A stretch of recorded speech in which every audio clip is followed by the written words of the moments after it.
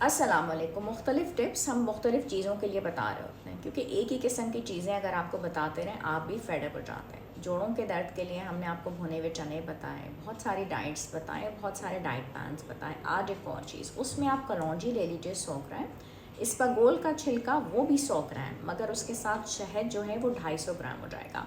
और उसके बाद आपने इन चीज़ों को बहुत अच्छे से मिक्स करना है और सुबह शाम आप 1 चम्मच खा लीजिए। इंशाल्लाह ताला जोड़ों के दर्द में आपको बहुत आराम होगा। लेकिन इसके साथ ये मतलब नहीं है कि आपने अपना वज़न कम नहीं करना।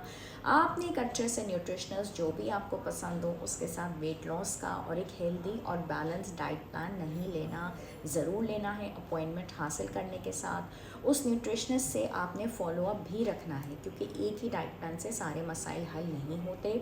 और तीसरी बात यह है कि ऑर्थोपेडिक कंसल्टेंट यानी कि हड्डियों के डॉक्टर को भी आपने ज़रूर दिखाना है। प्रॉपर इलाज ज़रूर करवाया करें, सिर्फ सोचा ना करें।